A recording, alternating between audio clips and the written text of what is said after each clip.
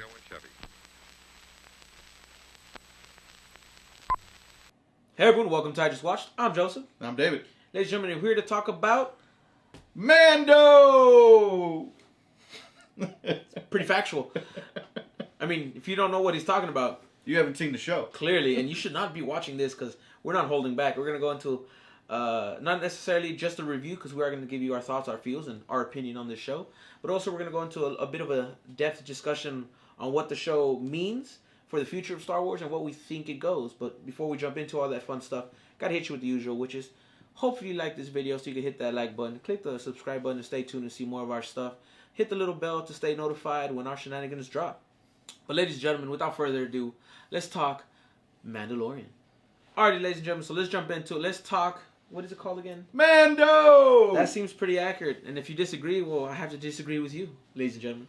Now, let's get into it. So overall, right off the back, I'll give you this straightforward, no in-depth, no nothing. I thought this show was flawless. I had no issues with it. I love what lore it brings into the Star Wars universe. I love the way it was shot. A homie told me and it clicked. It's like it's modern Western style show set in this space scenario. You know, bounty hunters, small town, like gunmen. Where the original Star Wars trilogy was a space opera, this is a space western. Exactly. So I think that's one of the reasons that it resonates so well with fans. Because I know people love the show, and I genuinely love the show. I think the first 5 episodes are all build up to what 6, 7, and 8 drop. Well, I mean, just from the opening title music, it's a very good, bad, and the ugly. Yeah. You know, with that vibe to it, like we're gonna have a showdown at dawn. Yep. You know what I mean? You get a lot of those like classic shots of like by the foot. Here's the town, dirt, walking up. By all the we were missing was tumbleweed. Honestly, space tumbleweed. Yeah. You know what I'm saying? I mean, overall though, I think this show's flawless. I love this show. I could watch it again, and I'm excited for where it goes. But before we do jump into where it might go, what we think, what we like, dislike, how'd you feel about it? I feel it's very... I loved it, first of all. I loved it. But I feel it's the most Star Wars thing since Rogue One. And that's including the sequel trilogy. Mm-hmm. Rogue One, to me, was the most New Hope, Empire, Return of the Jedi. That Star Wars-esque. Yeah. And I think this is in the same vein. You know, Jon Favreau obviously is a nerd. Like the rest of us, I mean, we appreciate you. You know, this is the architect of the MCU. This is the guy. You know, so he knows his stuff. He knows his shit. So I had nothing but faith in Mandalorian. They really marketed it as it's not a Boba Fett show. Yeah, because it's really easy to think it's about. Because if you know anything about Star Wars, you know Boba Fett is the most famous Mandalorian. And it's funny though because. Well, I mean, I don't know if it's canon now. Again, Legends, his clone father wasn't a Mandalorian.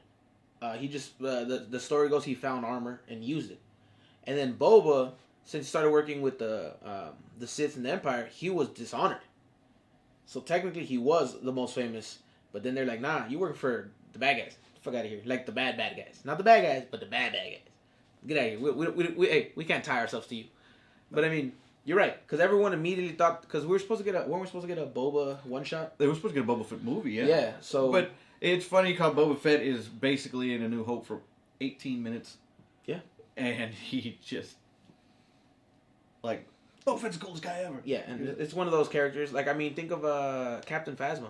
She has that like, oh shit, she's a badass, but neither one of them do anything crazy unless you go out of your way and read like comics and lore.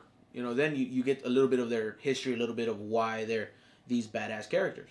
And if they told you that in the movies, I mean, Captain Phasma, you know, that's a Naboo cruiser she's wearing. Yup. And that's why she's dope. The Chrome Trooper. You know? And it's cool. Like, it's a cool nod back to the fact that when we saw the Naboo cruiser, like, it was all chromed out. I was like, bro, why? But it's a nice little subtle way to be like, look at my armor, bro. Yeah. You know, but, you know, sleek. You know, getting back to the space western, you know, Favreau played it really, really straight. I mean, he could have went crazy and done... all kinds of... You know, I mean, he could have hit... And the nods and the Easter eggs and all that... There's a lot. Were very subtle. Yeah, but there is a lot. But there is way more than... expected. There should be. Honestly. You know? Honestly. But he does it in such a way where it's like... It fit the story. if I had no faith in you knowing the lore, Yeah. I know for a fact you that do you that. you did your homework at the very least. You know, And the thing is, like you said, like because there's a bunch of stuff in there, you know, Easter eggs, references, stuff like that. But I think the majority of it fits the story, so it's not just there to be there. Yeah. It served a purpose. You know what I mean? From simple things like when he goes to Tatooine, going to Tatooine and going to that bar, and then Homeboy sitting in that same little cubicle, booth that Han sat in, wasn't just for us to be like, oh my god, that had a point. You know what I mean? Bounty Hunter, like it meant something. You know what I mean? Everything that happened on Tatooine meant something. The references to the rebels, to the Empire, to Droid, just everything had a purpose. So it was cool because if you for whatever reason have never seen Star Wars and then watch this, to you it's just, oh, that's cool. But if you clearly have seen Star Wars and you're a fan, you're like, that's dope. I know where that is. I remember watching, was it episode 5 when he goes to Tatooine? Or 4?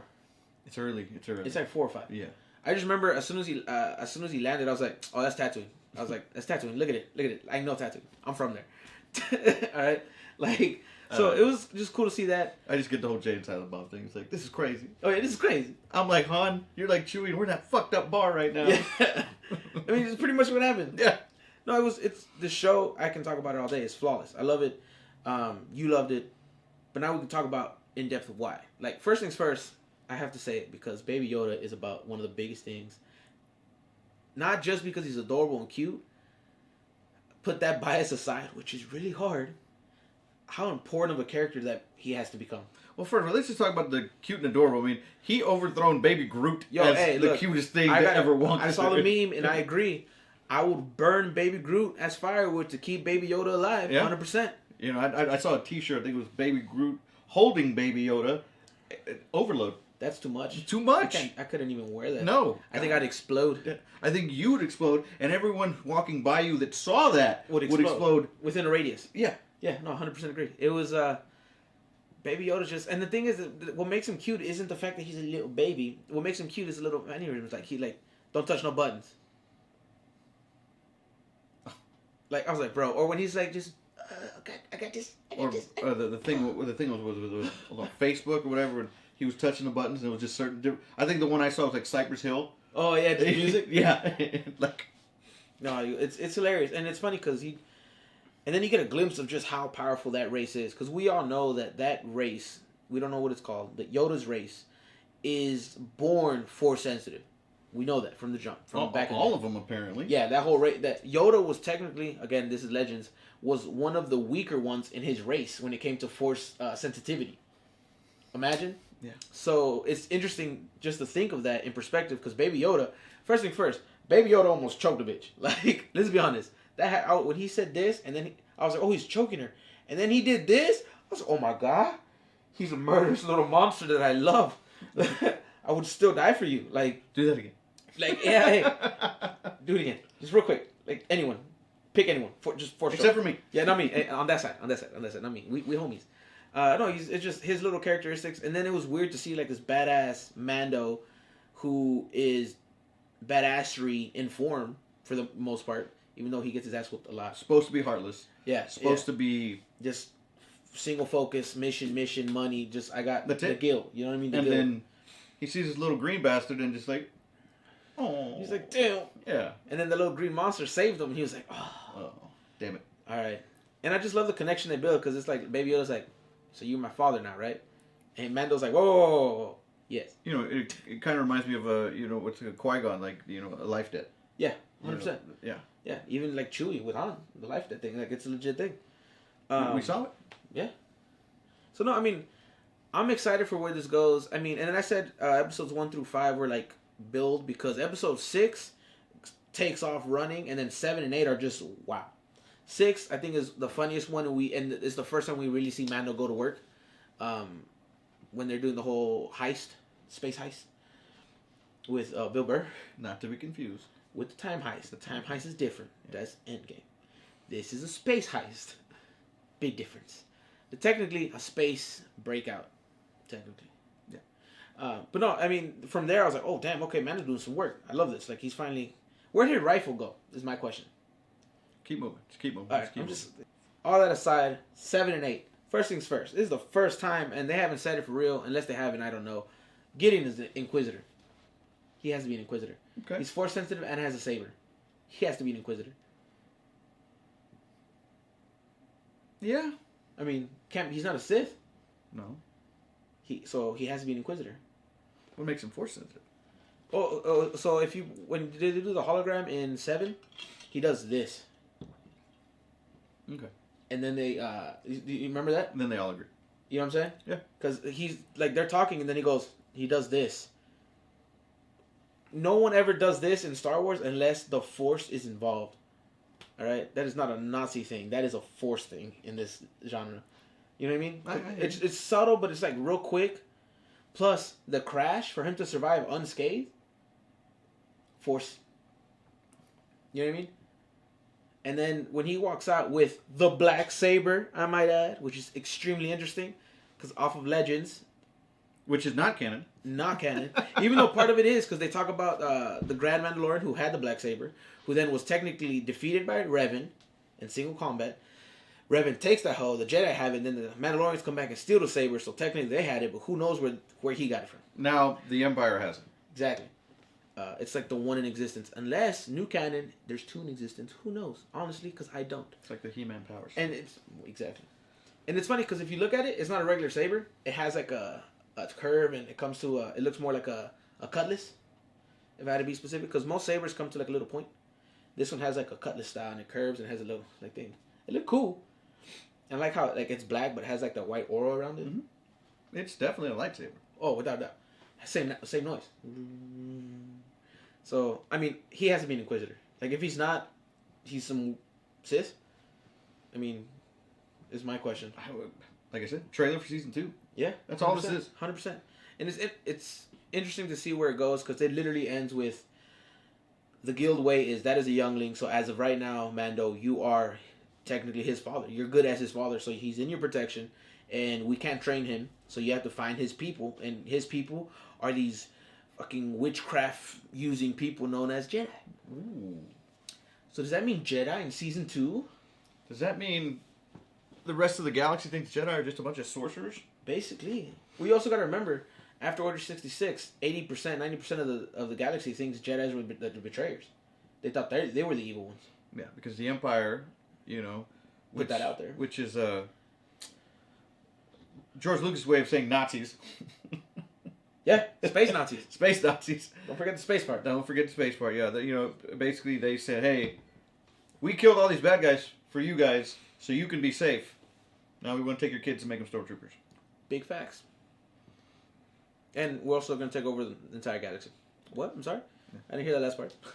No, I mean, it's interesting. I'm excited to see where it goes. Season 2 is supposed to be, they announced next fall, 2020, fall of 2020. I'm excited. So if you have Disney Plus right now, you're like, okay, we have all the cool stuff. But next year is when Disney Plus is going to shine. Yeah. Mando season 2. All the Marvel shit, live actions. Yeah. And we're going to get live actions. Like, I know Lady and the Tramp's on there, but we're supposed to get Cruella starting Emma Stone, if I'm correct. Emma Stone, yeah. And then who knows what else they're going to announce between now and then. So it's going to take off. It's going to take off. Yeah. The thing is, we're saying it's going to take off, but it made like $10 million in like the first 30 minutes. It was like not functioning for a little bit. Yeah, because people were on it. Yeah, so it's already taken off, but we're hitting the hyperdrive exactly next year. Only thing I gotta say is that they need to fix their subtitles, all right? Because their subtitles be lagging, and as a person who loves watching shit with subtitles, because if you take subtitles off, they're speaking a language I don't fully understand. I need them subtitles, because those subtitles will either be way behind or way in the future, and I'm like, whoa, you're ruining it. Great show. I say flawless. Do you give it? I agree 100% with the flawless. Yeah, and I mean, if you don't like it, tell us why, because I'd like to hear your perspective on why, to be honest. Anything else you want to add before we say adios, or we say goodbye? Oof. If you want to stick around, we got another hour to talk about this. No, just honestly, yeah. I'm just playing, but no. Once again, intermission. Yeah. Well, once again, if you're not a Star Wars fan, go into this with an open mind, because like we said about all the nostalgia and all the Easter eggs and stuff like that, you won't understand it, but it still makes sense. It still makes sense, and it's still flawless. And if you've been living under a rock for the past 40 years, then how do you not know that that's Baby Yoda? Big facts. All right, first things first. whatever rock you live under clearly also doesn't have Wi-Fi. Because Baby Yoda is flooding the internet. Yeah. All right. Like, what's funny is all the baby characters to come after this. Because it was Baby Groot, Baby Yoda. We're getting Baby Sonic. Like, there's rumors about Baby Chewie with someone did like a version. I'm just like, bro, like, look, that's too much. The internet has baby fever, but none of them want a real baby. Yeah. One thing I almost forgot is, how come no one knows what the Force is? That probably died with the Jedi. I guess so. It's funny because no one knows. They're like, yo, this dude's moving stuff with his mind. It's weird. Crazy like, talk. bro, like, the Force, nigga? Like, what is this sorcery? Yeah, exactly. I was like, the Force? The Force. But no, you're right. It's interesting to see what happens. I mean, we have a lot to come just from this show alone. Yeah. And again, I think we don't get any Star Wars films for the next, like, 3, 4, 5 years. I'm going to say 4 years. I feel like that's right. I think the next one still, I'm going to plug it in again. Darth Vader film, his perspective within Inquisitors searching for Jedi after Order 66. Just saying, Disney, if you watch this, it's $1 billion movie. Trust me. Trust me. But no. Don't copyright us. Yeah, no, right. All in all, ladies and gentlemen, want to hear your thoughts, your opinions on the show. Again, whether you like it or not. Comments, questions, concerns, requests, comment section down below. We want to hear from you. And until next time, adios.